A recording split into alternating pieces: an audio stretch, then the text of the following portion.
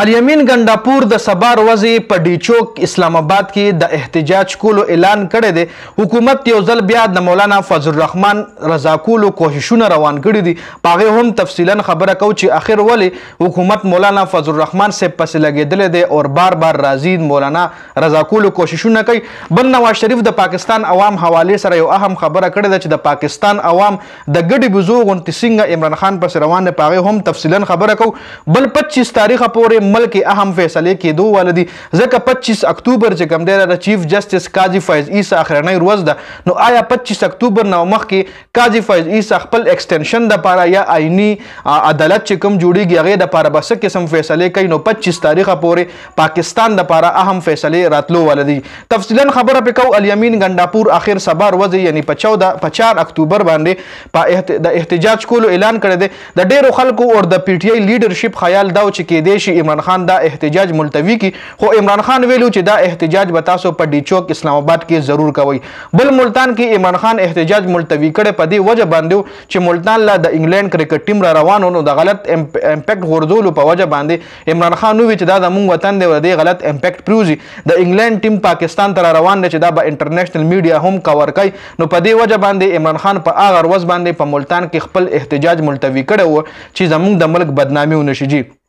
ګنډاپور ویلی دي چې ټول لومبۍ خو زه د پاکستان عوام ته سلام پیش کوم چې دی څنګه مطلب خپل ازادۍ دپاره احتجاج کې حصہ اخلي او پاکستان او د پاکستان آئین او قانون پاسدارۍ دپاره ټول قوم روزي. انشاءالله جمعې پر ورځ باندې به 4 اکتوبر ډي چوک اسلام آباد کې زموږ پر امن احتجاج وي او د اسلام آباد خلکو او پنډۍ خلکو سپیشل او د پاکستان ټول خلکو ته گزارش کوم چې تاسو خپل ازادۍ دپاره ضرور روزئ.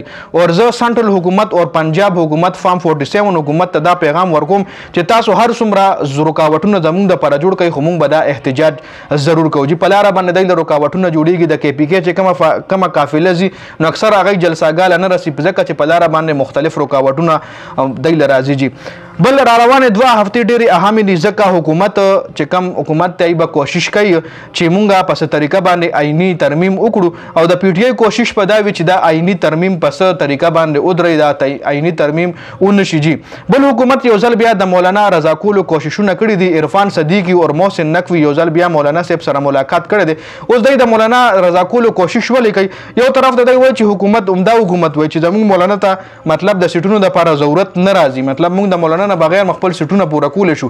خو دی ځکه د مولانا رضا کولو کوشش کوي. دی وایي اوس خو راپسې صرف پی ټي آی احتجاجونه کوي او که مولانا مو رضا نه کړو نو سبا راپسې مولانا هم راوتې شي که چېرې موږ آئیني ترمیم کوو یا چیف جسټس قاضي فیض عیسی ته ایکسټنشن میلاویږي نو اوس خو صرف پی ټي آی ده او که مولانا هم راپسې راووتو بیا به حالات خراب شي. نو دی په دې وجه د مولانا رضا کولو کوششونه کوي جي.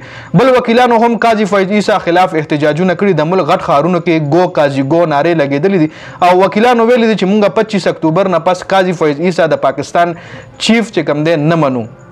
د پاکستان د عدالتونو مشر مونږه قاضي فیض عیسی نه منو جي 25 اکتوبر نه پس. نواز شریف ویلي دي چې د عوام د پاکستان عوام ولې د ګډو بزو غوندې عمران خان پسې روتي دي، عمران خان پسې روان دي، عمران خان د پاکستان دپاره څه کړي دي چې دا عوام عمران خان پسې لګېدلی دي.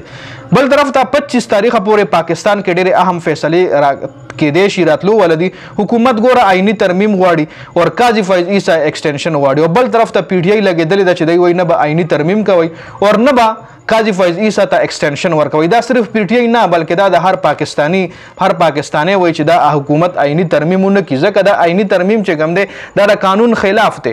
63A قانون باندې هم چې کوم دې نه مخکې کوم چیف جسټس عمر عطا بنډیال چې کوم 63A قانون تشریح کړی وه نو هغې کې هم دا چیف جسټس چې کوم د پاکستان کرنټ چیف جسټس د قاضي فیض عیسی لګېدلی دی چې هغې کې هم سره د بدل وکړي او خپل ایکسټنشن دپاره یا آئیني ترمیم دپاره څه ناڅه لاره سمه کړي. نو دا اپډیټس د ویډیو کتلو زیاته مننه. والسلام.